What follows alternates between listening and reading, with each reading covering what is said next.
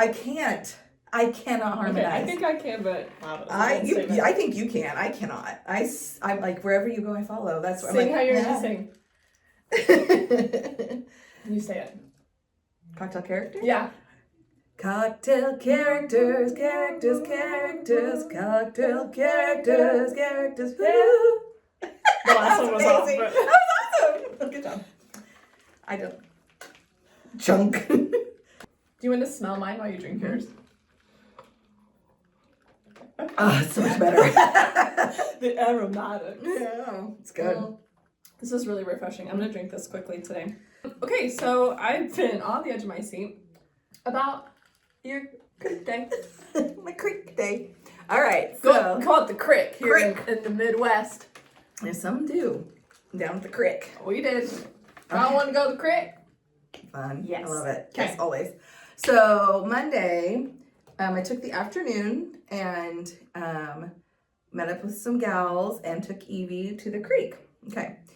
We like to go to a free spot that's off the walking trail. Mm-hmm. And I have to get my little wagon and pack it up with all my stuff.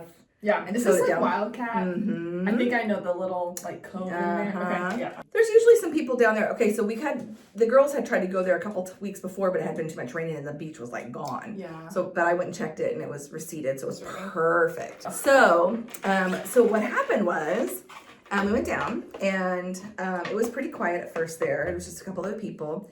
Eventually, I brought Cinder, our dog. And she's cool with the water, but she mostly loves to be on the people or like just snoozing and stuff. It's great. But she wants to go visit all the neighbors up and down there. So I had to like, come back, because she's not supposed to be off a leash, you know. Oh, gosh. But anyway, so she's on my lap. I was sitting with I have my trifold, my plastic trifold, Yeah, click, beach chair. Yes, you did. Creek chair. And I had it down in the water, and we're just like chit-chatting. There's only a couple of us there so far at that point. It's so wonderful. And we're sitting, she was sitting in my lap, and she was all wet and snuggled up. And I heard somebody go, hey! And there's like this bend coming down to and I look back, and there's this gal, and you could just see her head over the foliage, and her friend had already come down, and she's like, is your dog on a leash? And I'm like, no. I'm like looking, craning, like, that's all I see. I'm like, no, but she can be. And she's like, okay, well, my white dog is reactive, so I just wanted to let you know. And I'm like, why the heck are you bringing a reactive dog? And at this point, there was more people on the beach. Is that something we're saying? Reactive. My dog's reactive. I've never heard that me either. So your dog attacks things. That's what I'm saying. It's an attack dog. Yeah, your dog's reactive. She has emotional instabilities. That's what your dog is. Yeah, exactly. Then she comes around. She's like the size of Evie. Like the dog? No, the woman. Oh. And she has these two huge. Maybe small. She's like 13. She's like teeny tiny. Yeah. She's like, anyway, she's like the size of this glass. Here's the woman. She comes around and she's going ding, ding, ding, ding, ding. And she has these two huge pit bulls, beautiful pit bulls. Great. And huge and like stock. And reactive. One's reactive, but it has a friend. So I imagine that when one reacts, possibly the other. friend's going to get reactive. We're all going to react. Listen, if you were reactive and we were out and you reacted, I'd react right back. If my friend's reactive. It's like cutthroat. It's like you get your tribe and we're all reactive together. Like, I'm not spicy, but if she gets reactive, you're getting reactive. Okay. So that's what's happening. This is the pitbull. Yeah. She comes down and she could barely hang on to these guys, and they're like huge and I just hook my finger up because I haven't got up. She didn't give me a chance to go get the leash, which is fine. Cinder doesn't. She's like, cool, see ya. So also Cinder is like she's the size of the lemon. Yeah, she's a 12-pound Aussie Doodle, mini Aussie Doodle. So she's like, and she looks even scrawnier with her wet mop hair. Anyway, she comes around. She's facing far away from us on the back of the beach, and she walks. And she's like all the way down with her reactive pit bull. And then we just stay down on our side. And then if when I got up to go meet somebody on the trail to show them where we're at, I put her leash on her, like that. And then she's walking around with these pits with her thong on down there, her thong bikini. Those are all the rage right now. Oh my gosh, I'm like, that seems like a bad idea because that's going to get real weird when you have to try to pull your dog back off of somebody's throat. And it's just going to be just buns everywhere. The string is not going to be helping you at that it's point. not going to help. I think it's gonna get bad. Anyway, she stayed. Thankfully, she was smart enough. Her and her little cutesy friends to stay on the other end of the beach, and there was lots of little other fuzzy dogs like mine leashed down the, hanging out. Anyway, so that was fun. And then at some point, actually, I think it was before she came down. Out of nowhere, this old man came down. My hair is weird today. I love it. Thank you. This man came down around the bend. Yeah. Jeans, like a long sleeve button-up old man shirt, Okay. and like some active sandals, like Velcro-y active sandals, you know. And he's like, "The war has begun! The war has begun! Gas is $5!" And then the people next to me who are 100% high, they're like, "Huh? Huh?" And I'm like, me and my friend are just looking back, and Evie's like, "What does he mean?" And I was like, just don't. And he's like, "Stop," and he's looking at us really intently, like he's he's reactive as well. And I'm like, "Okay, cool, thanks." And the high counterparts over here are like, "It's happening." Yeah, they're like, "What? What?" And then we look at them, and we're just like, "Cool." And then he doesn't get a reaction out of us, and so he just like stands there looking around. Non-reactive that moment. And then he turns out and he just walks back up the path and he's gone. So we have an inspirational quote of the week on our that Evelyn had started months and months ago. And it's a little expo board on our refrigerator, and she puts up sometimes crazy stuff. So that's the quote of the week. "The war has begun!" Exclamation points. "Gas is $5. Old man at the river." Weird old man at the river or something. Oh my gosh, it's so funny. That's the last It's thing so I thought you were funny. gonna say after you set him up. There's an old man walking, sandals, jeans, a button. The war has begun! It was so great. I love the creek. Next, last but not least, there is more. 3 stories. This is like one creek here in Missouri. That's right. Missouri. Creek in Missouri. Okay, lastly, there was this group of kids, 100% getting drunk and high. Okay. Well, I don't know about kids, they're like early 20s, late teens, whatever. Okay. Anyway, at this point, there was a whole group of us middle-aged gals. We're like 30s and 40s, and we're just chilling in the water, having a good time, snacking and having a beverage and whatever. Anyway, they're over there, and they're great. They're good. They're having a good time. They're not being too crazy or anything. It's awesome. Well, the one really cute kid, he has come down once and like, "Hi, how what's your name?" to me, and I introduced myself, and he was like, What are you doing? And do you want some shots?" And I was like, "Shots of what?" And which I know what he. Yeah. And he's like Fireball, and I was like, "Oh God, no! I hate Fireball. No thanks." And he said some other thing, and I was like, "Oh God, no, absolutely not. But thank you, appreciate the offer. Striking out. Get out of here." Yeah. He's like, "Well," and he asked me a couple other questions. He's like, "You are so nice." I was like, "Thanks, you're pretty cool." And he's like, "Great." And he starts walking away. He's like, "Guys, I just met the coolest mom over here." And I was like, he kept calling me ma'am. And I was like, ma'am, okay, that feels really good. Coolest mom. You're the coolest mom. I know. I was like, "Oh, thanks, young man." You are the coolest mom. Oh, how it started?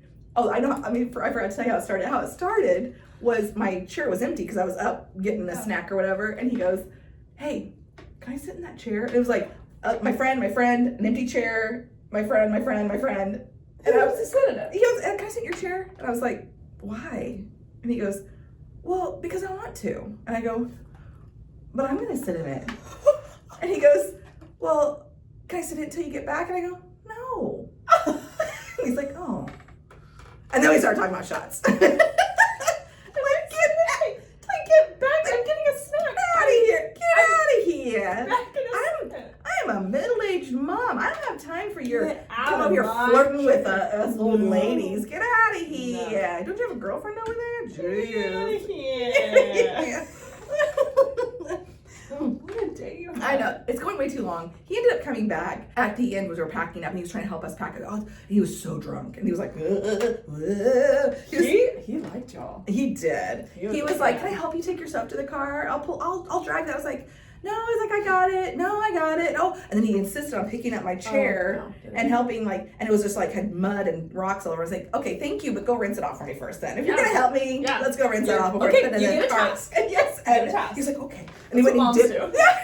He dipped it in, came back, and he had it all folded up, and he helped me slide it in. And And then he picked up my friends who had the same kind of thing, and it was dirty. I was like, go rinse that one off too. And I was like, okay, me. And then he was asking me all these questions. Okay, and he's like, I want to help you. And I was like, honey, you can barely stand up. I was like, precious. He was so cute. He's like, if you can't tell, he was half black. And he had this gray hair, and he was super cute. Great hair. Super cute. He's really sweet. And Ellen was just standing there watching, like, what's wrong with this guy? We got to know each other. I'm not going to tell his name. It was a really cute name. He's like, you probably can't tell I'm from Mount Vernon, can you? And he's like, maybe you can't. I'm actually a farm boy. And he has, so it's coloring, and then he has this fro, and then he has this, like, hick accent. And I was like, that tracks. I was like, Mount Vernon is great. Appreciate you. And then he wouldn't go away. Oh, I want to help you. Are you an independent woman? Strong independent? I was like, yes, I am. He's like, are you married? I was like, I told you I was. Yes, I'm married. He's like, and he was like, he's like, but I bet your husband's stronger than you. I was like, yes, he's definitely stronger than me, for sure. He's like, not just physically, probably mentally. And I looked at him, I was like, no. I was like, easy does it, son. And he was like laughing. And he's like, I really want to help you guys up there. I know you're strong and you can do it, but I really want to help you. And I was like, I got it. I said, dude, you can barely stand. And he was like, I know. He's like, I actually had 4 or 5 DUIs. I was like, okay. So you are not stronger mentally. No. And he has a couple kids, and I got to know about him, and he has a new girlfriend that has a kid, and I have to accept her kid now. And I'm like, yeah, that's nice. And I have a motorcycle. Do you like motorcycles? I'm like, I love it. My husband has a Harley, and he's like, oh, I could never have a Harley. He's struggling in his relationship. At the end of it, he asked me. Listen, he told me, sister, if you are listening to this and you are dating someone from Mount Vernon, great hair, cutie name, has a couple DUIs, 4 to 5, black. What else? Motorcycle, crotch rocket. He said. Crotch rocket, farm boy. He's questioning things. You need to have a hard conversation because there's something going on. It's so funny. At the end of it, he said he loves Jesus and he's working on that. Hey, yes. And I was like, that's great. And he's like, are you religious or church or something? And I was like, yeah. And then he was like, asked me where we went, and I told him, and he was like, guys. And he's like, I'll see you Sunday. I was like, 10 o'clock Sunday on Schiffer Decker. And he's like, yep. He goes, let me ask you, if I come, can we please go to Cane's after? And I was like, absolutely. If you come Sunday, I will take you to Cane's. Jordan's gonna love it. I know. I told him all about him. Oh, he was like, great. He's like, please come. Oh, he's so cute. He's young and dumb and obviously making questionable decisions still. Getting high and drunk on a Monday afternoon. And going after the mom crowd. Which, that's a ballsy move. It really is. Moms they don't give. They're not. They're just. I love it. Don't mess with moms. It was great. Especially fun. I know he went back and he was like, guys, I'm going to go to her church on Sunday. Guess what? And they're like, get over here. Sorry he's bothering you. Come back. And I was like, no, it's great. It was fun. And we were cracking up the whole way, pushing the cart, the rest of it. It was so funny. He's not coming on Sunday, but I really hope he does. I know, right? He's definitely not. He won't remember. He's 100% not. And I really wish he would. There's a part of me that's really pushing. If he does, I'm having Jordan take a picture of me and him, and I'll send it to you. Yes. Oh my gosh. It was really funny. The whole thing was a great experience. It was a great day all together, being in the water, and it was perfection. And then you had these like crazy things that happened. It just made the day level up. That's amazing. Level up. It was great. Wow. Now that I've taken up way too much time. No, I love it. Use what you can in there. What did you do this past week? Don't go to things. Please. Just do what you gotta do. Okay. Sorry to our listeners. That was way too long. This last week. Okay. This last week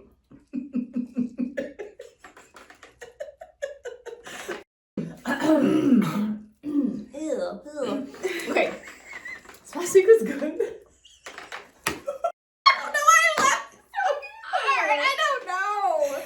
Okay, so I turned at the age 33. And on that day...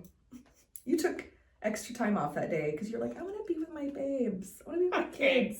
This is all my fault. It really is. They don't give a crap about your 34th birthday, sweetheart. I turned 33. 33. Sorry. They don't.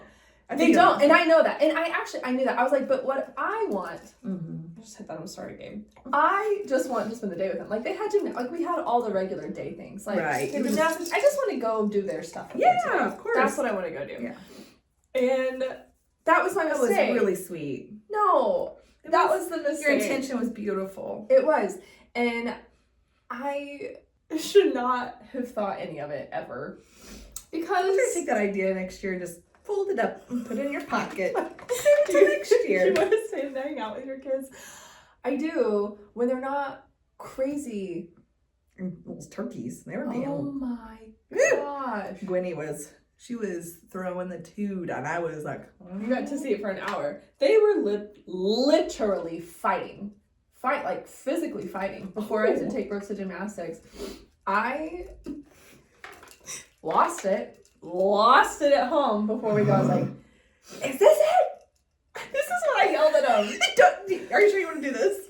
This is my only update. This is me yelling. Like, I promise I like them. I know you do. So this is me trying to correct my children in a way that I think is good. I say, so Gwen was being a turd to Amaya. Amaya, if you're doing that to her, she's gonna fight you physically. She's pretty ghetto. She's a little gangster. She's yes, 100%. I love it. And here's the deal. With her ice blue eyes and her black hair and her bangs, and she looks at you and you're like, oh, she's gonna murder me. Okay, listen, Amaya's adopted and the father is unknown. And I know that homeboy, he got some fight in him. Because little sister, she don't give a fuck about nothing. She'll look you dead ass in the eye. Punch you. She does. So she did that. Gwen did not do something with a water cup that she appreciated. She just grabbed her side and grabbed on. Took a chunk out. Like a pit bull. Yes! She's a reactive. She's reactive. She's my reactive We're gonna child. call her pit bull. She is. Gwen's like, oh gosh. I'm sorry. Okay. So Amaya's this big. I'm sure it still is. And then Gwen's, if this is the woman and this is your dog, Amaya's the toothpick. Tiny. She's hollow inside. Yeah, she's got bird bones or hollow for sure. She floats when she falls because she's a feather. So, anyways, I had it to this point. Just nobody was doing anything. Yeah, we were not doing well. So I said, we are not doing well. Look at Gwen and goes, that is my daughter. Do not be mean to her. That's what you said? That's what I said to Gwen. And then I looked at him and he goes, and this is my daughter. And don't be mean to her. They're probably thinking, don't care. Cool, Mom. Thanks. What? Thanks for the role. How is that? Although I had Jordan do that with the kids, that's my wife. Do not talk to her that way. Which I kind of I get it though. I don't think the kids probably got it. I don't think it landed with them. I do see where you were coming from though. I love you and I love you. Do not do this to each other. So that was essentially the day. It didn't end well. They were sweet at the end of the day. I called my mom because Gwen had to go to gymnastics later. And so then I dropped the other two off at my mom's house, and that was the reset we needed. They all came in. I'm not joking. Gwen goes, they're home. They all run to each other like they've been apart for 50 years. And they all three of them group hugged. And I was like, y'all have been a-holes all day. Whole birthday. This is about me. This is about me, obviously. And now you come home from your grandma's and you're just... Gwen, Amaya. It was like reunion. Oh my gosh. It was nuts. It's like a fairy tale Disney picture reunion. I was a little exhausted. But they were sweet. And they made they set the table. It was cute. It was the break we needed to reset the night and make it end well. Good. Okay, in the middle of the day though, this is the part that I wanted to get to. Okay. So on the way to gymnastics, Gwen is in the back. She's 8 and she goes, "What are tariffs?" What? I was like, I don't even know. Where did you see that? Who are you talking to? How do you know that word? Tariffs. So then I'm trying to explain. I don't know. When I do, I don't. I'm trying to explain a tariff to an 8-year-old. Wait till junior high social studies class. They'll explain it to you. I know. I did it. I dove right in. Oh, and I good for you, Mom. Thanks. I was like, okay, so let's say, and then I go through my whole scenario. And I was like, well, and here's what can be the pro, but here's sometimes what happens with them too. And she's like, why would we do this? I'm like, well, here's why they would think it. Then she starts getting to, she's like, well, what's economics? I don't even know how to explain the definition of economics. I'm like, well, I don't know. So anyways, we're having this conversation. We're walking into gymnastics having this, and there's a mother in the foyer of gymnastics. So you walk in, and it's the entry, and then there's like a little side staircase. So you have to walk through it to go up to the stairs, and then the parents go to the upper level, and you can like watch the gym below. Sure. So we're headed to the upper level, and I'm talking to because my mom met me there to pick up the littles, and I was like, this is the conversation we just had. How weird is this? And this mom, almost like a wallflower, like I didn't even see her, she goes, It came out of the... That's exactly what happened. She was like, on her phone, she goes, oh, they're talking about tariffs. And this is kind of how she's talking. She was like, there's a thing on YouTube you guys can look up. I don't know. I do homeschooling, and I also, there's like a kids channel that you can get. I just heard tariff, and I heard kids, and I just thought, just so you know, there's like a place where you can go to learn these things. But she's not looking at either me or my mom, and I honestly didn't know who she was talking to. And I was like, oh, hey. And I can tell my mom was like, I don't know who she's talking to. Neither. She was kind of looking in the middle of us. And I was like, thank you so much. That's so good. She's like, yeah, so you might just want to, I'm not really sure. I think we've updated it. I think it's got some, like, are these your videos on economics for kids? Oh, you think? Did you look them up?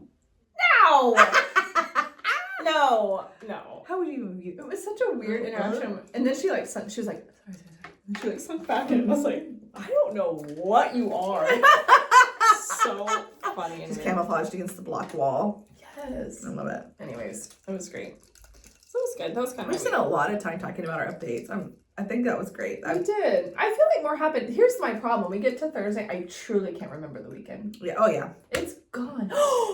I have one more update. This is kind of a cool thing. I feel like my friend and I manifested something. What's that? Okay, so my friend and I, we are like, okay, we used to be in a home group kind of together, and we're like, it fizzled out. We're like, gosh, like, we feel like we need to put together like a, home groups are like a Christian church thing, okay? But more just like a friend group, like couples friend group, like, thing. Home group. This is sounding weird as I'm telling it. I'm not in a It feels weird. That's my next question. Call your dad, you might be in a cult. But just like trying to be like, who are like couples we like and we want them to meet each other, and like, who do we like that has same stage of life that we can like all put together? Yeah. Okay. So then we're at Millennium, we're talking about this, which is a pool that we go to. And we're like, maybe like it needs, like, what's the common denominator? We're like, maybe Millennium is the common denominator. And we're like, okay, but then we were naming couples, and we're like, well, they're not a Millennium member, so like, I don't know if they can be in our club. And we're like, what are we talking about? But it makes it easy because then when we meet, like, our kids go all play together, right? Right, sure. So then we strategically have a little drink night on our back porch, and we invite this friend, and we're talking, we're like, you should join Millennium. She's like, I have a pool, like, I don't need to join a club. But it wasn't open. We're like, well, it's not open yet. She goes, I know, it's been busy, we haven't had time to open. I'm like, it's the end of June right now. You should come to Millennium. So then, I see, so then homegirl's mom ends up joining Millennium, and it brought her kids there. So I saw her there at the pool, and I was like, I just heard you became a member at Millennium. How cool. And she was like, I know. We were trying to talk our daughter into becoming a member.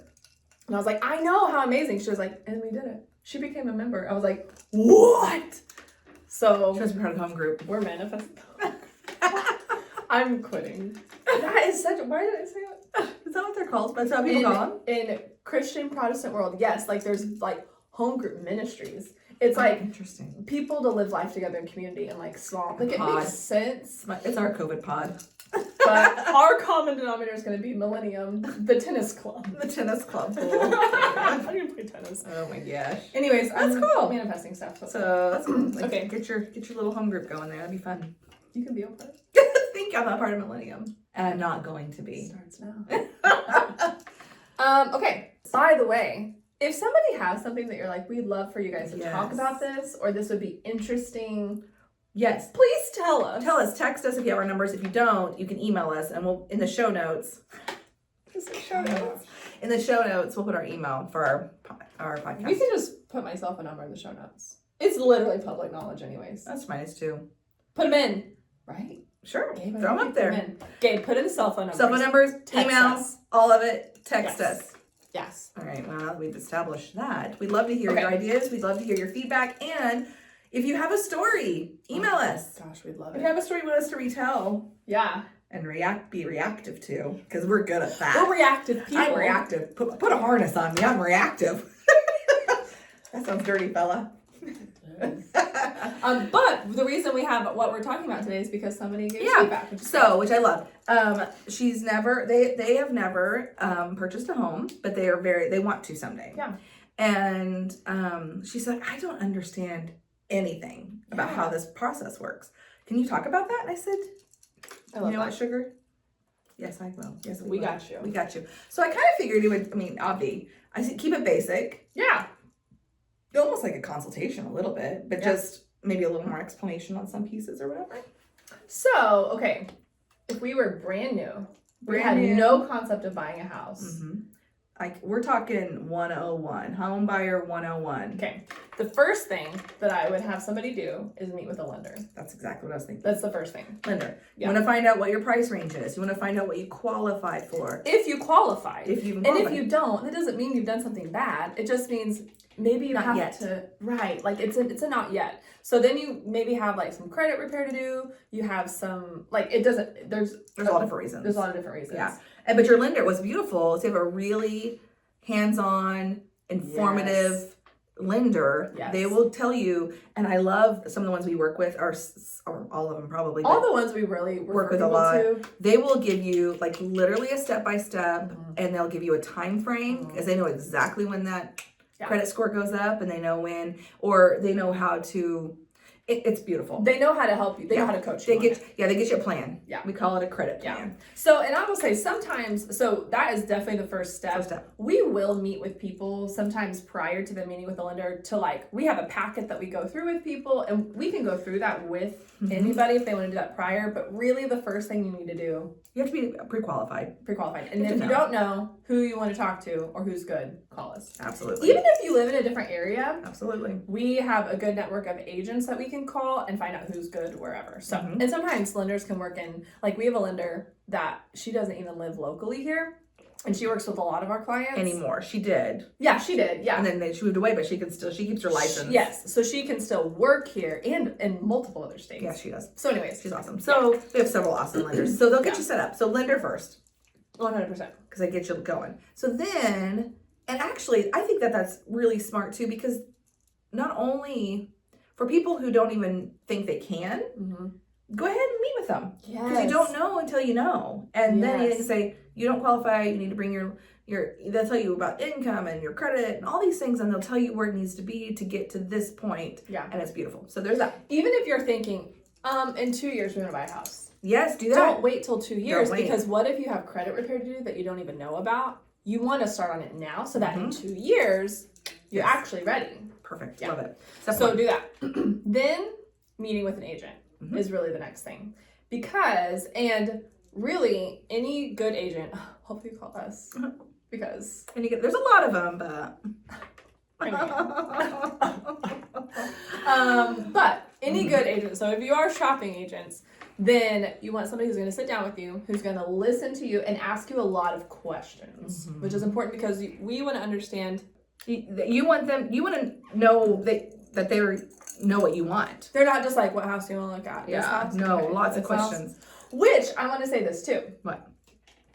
Okay, when you meet with your agent, you're going to tell them here's what's important to me, here's what's important to me. Depending on your price range, they also need to be realistic with you and set expectations. Okay, so what you're looking for in this price range, here's what we're looking at with the market.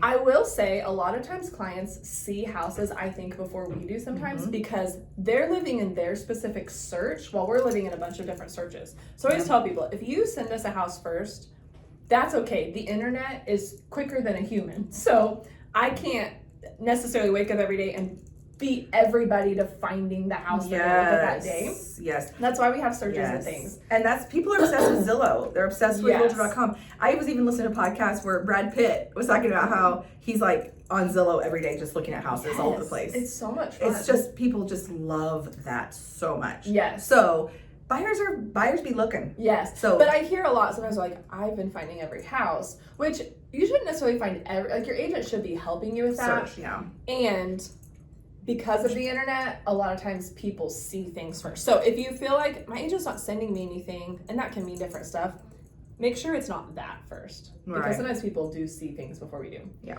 That's not always the value specifically of an agent. They should be bringing options to you though. Sure, for sure. Okay. So you're going to meet with your agent, you're going to walk through the process. Mm-hmm. Walking through the process looks like, here's the process that we walk through. So what happens next is the search. Got it. And whether that's buyer searching, we're all doing it together. It's simultaneously happening. In that searching process, we're looking at houses. We're going to go show, we call them showings, or tour the house. We're going to go do tours. And we try to work with everybody's schedule. We try to get in there right now. You better get in quick, because if it's a good house, if it's a good price range, if it's a competitive situation, or maybe not. Maybe you don't think it's going to be competitive, and it could. Either way, you never know. So just you want to move quick regardless. Yeah, because why not? Why not get in and look at it? Because we want to mark it off the list. Next. So we want to be looking constantly. So looking, sending stuff back and forth. In the meantime, if there's still some lender stuff happening behind the scenes, that'll be happening behind the scenes, and making sure that we get you pre-approved. It's really important to have a pre-approval letter from your lender before we really start looking hard, because then that gets added to an offer. Any offers we make, we send the pre-approval letter so that there is proof that we're in it. That you have financing. We have financing. Yeah. So searching happens.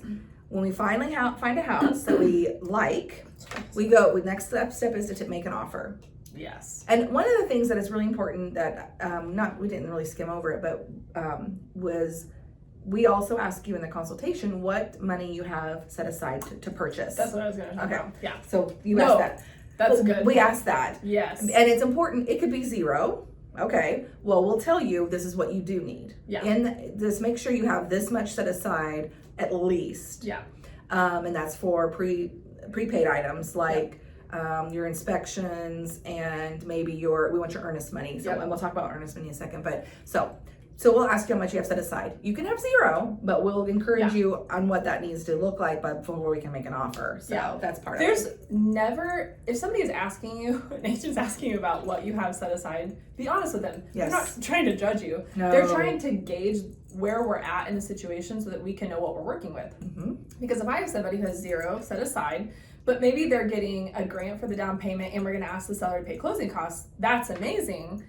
We just need to know what we're working with. Absolutely, because it affects our offers that we make. It affects our offers, and we just have to know, it helps us serve you better. It helps us work for you better, and we have to have something most of the time. Yeah, It is really difficult to have someone who has zero money set aside, because inspections are a buyer cost. You don't have to get them, and I really encourage getting them. It's wise.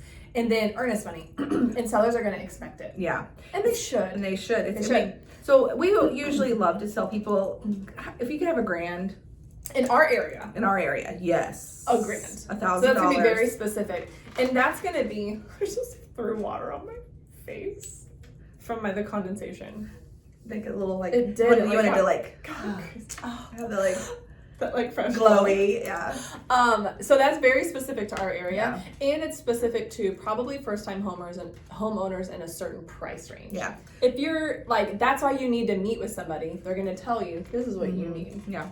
And earnest money. Okay, so earnest money, weird word. Basically, we also call it good faith money. But when you make an offer, we want to put earnest money on that, and it can be arranged, and it kind of is based upon the sales price usually. Totally.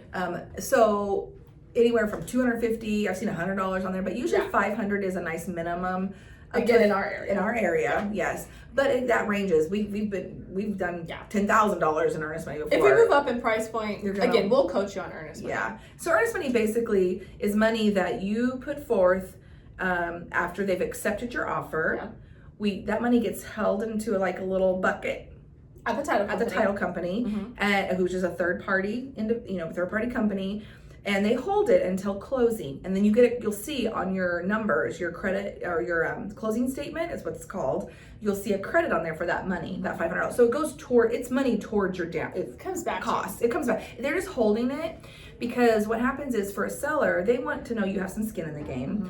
They want to know that you're serious about your offer, and they want to know that they're protected. That if you get flaky as a buyer, you get scared, and you don't work through the process as a contract lays out, contractually, because there's lots of stopping points or pause points in a contract where things can change, and a buyer has the right to back out, or the seller has the right to back out of the contract depending on the situation.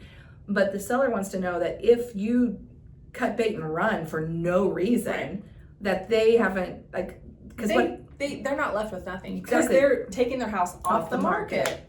Yeah, and I think that's something. So, and I like that you said serious about your offer. That's what I normally say to people about earnest money. When we're making offers, this is someone's home. They're expecting this money. Like, we want to work through the process. We represent whoever we're representing on each side. Right.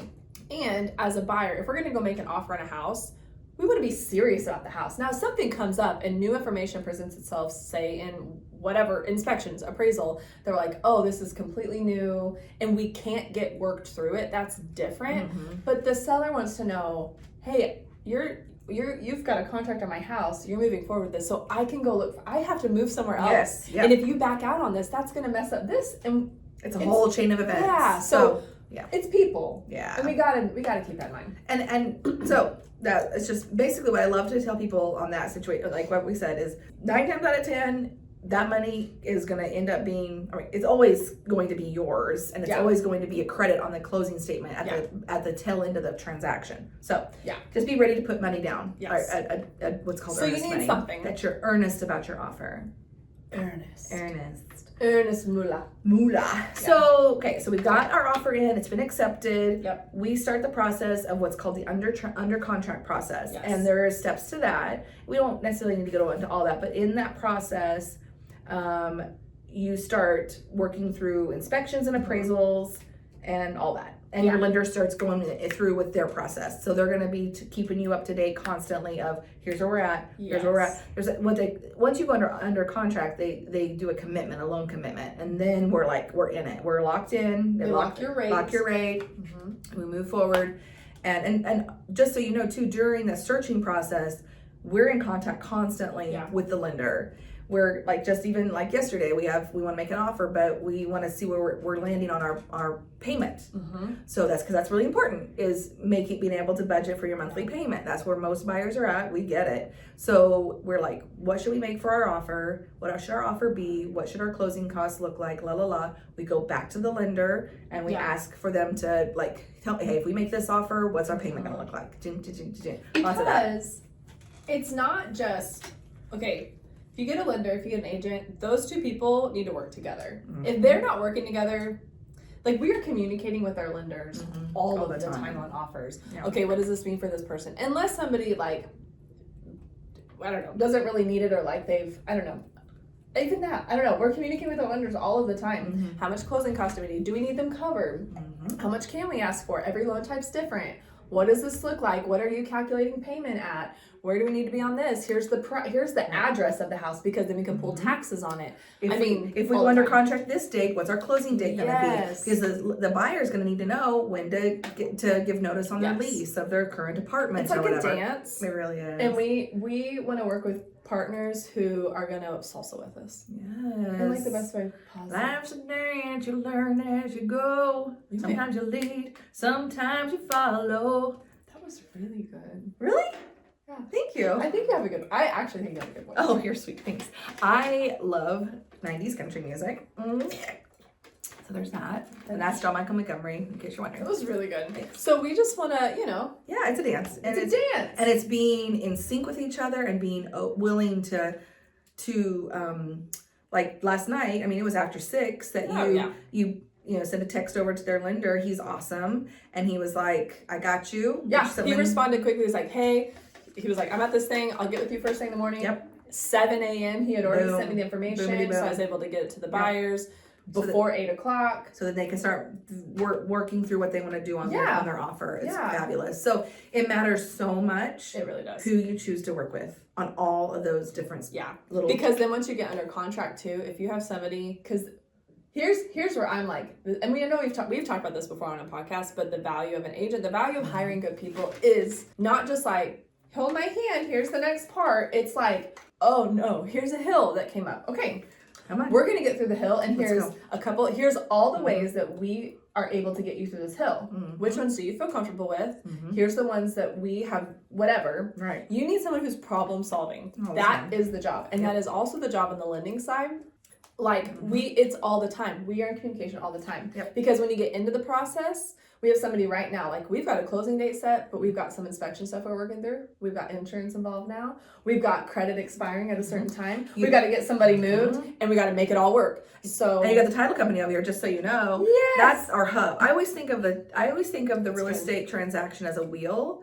And for me, the title company is the hub. Yeah. Because and then all the rest of us are spokes on that. The buyer, the seller, the lender, the insurance company, the mortgage company that we have to pay off, the court system, all these, they bring all the pest inspector, they bring all the lender or the title company brings all that together. And by the way, they're also in the background doing a search on the property. Yes. So if you hear about title and escrow in Missouri, title and escrow, that's where we do a title search, which that means you're looking at the title of the property. They look back for 40 years on the property and they look to see ownership and make sure that chain happened properly. It's called chaining actually. They make sure that ownership happened properly. That this seller was this buyer is the next seller, the next seller is the next buyer, and then do it exactly. If there's any divorces in there, if there's any deaths in there, if there's any tax liens, all that stuff, they go through all that, and they're working on the back end because the seller has the responsibility, to give what's called clear title. Yes. Basically making sure that there's no issues on that piece of property. That seller can sell that piece of property without the buyer inheriting anything else they have to work through. And then clear. Yep. And the title company also. So the title company, after they do that, then they will sell you a title policy, which is an insurance policy. And as an owner, you only can purchase an owner's policy at one time, and that's when you purchase the property, and you have that for the entire time that you own the property.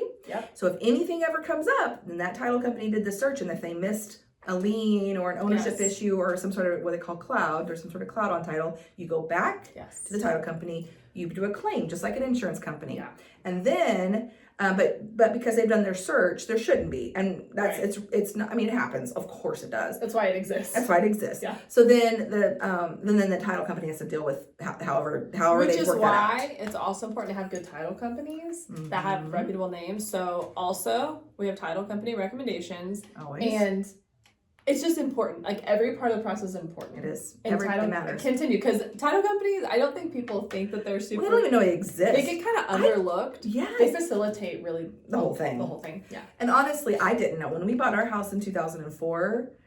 I went in and signed, and I was like, ugh. I had no idea. I'm just like, okay. It was just like a whirlwind, and I didn't know what she was saying. I mean, I knew what my rate was and my payment was. Really, that's all I cared about.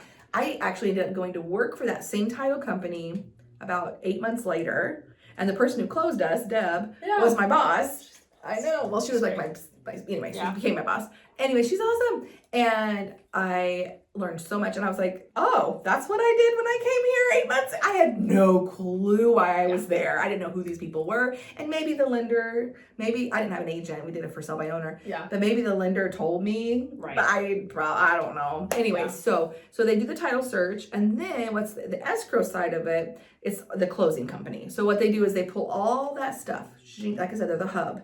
They pull all of it together. And at the very end, you go into that building, into that closing company, and they help you sign all the documents, all the loan documents, any extra realtor documents that were missed, all the things. And then you sign it away, and then that's when you get your keys. That's actually the purchase. That's when funds transfer. That's when the property transfers. If we fund then, which most of the time that's the goal, we're funding the day we're signing, that's when the full property closes and you get keys. Yeah. And after that, it's yours. I mean, there's a lot. There's some stuff in between of like transferring utilities and those are the main going over numbers highlights. But those are the main. And there's, like we said earlier, there's once you're under contract, there's those like little cross section of you're gonna look at your inspections together. You're gonna work through those and make sure there's nothing that we don't want to ask for on repairs, and then the appraisal gets done, and the lender says, hey, appraisal's good, we have the right value, your house is worth what they say it's worth, and so you're great, and we move on from there. So there's all these little pieces that come together, but the main things are that, and if you're feeling unsure or nervous about it, set up a meeting. Set up a meeting and talk and ask all the questions, because I always tell people there's no dumb questions, there's not too many questions. What's our drink? Doesn't even matter. Talk loud. They can't hear us. Talk loud. Okay, I'm looking at the green dot. We did. Chat helped me find this. Chat. So this is a basil cucumber gin smash. It is delicious. So good. You muddle the cucumbers and the basil, which I picked. Again, I always have to brag about that. And then you smash that. You put in ice. You put in 2 ounces of gin. That's what she said. Smash that. Gin. Like half a lemon. Squeeze it in there. 3/4 of an ounce of some simple syrup. Boom. Shake, shake, shake, shake, shake, shake, shake, shake. Put it in your glass with lots of ice. And then put some sparkling water or club soda. Whatever you want. Call us.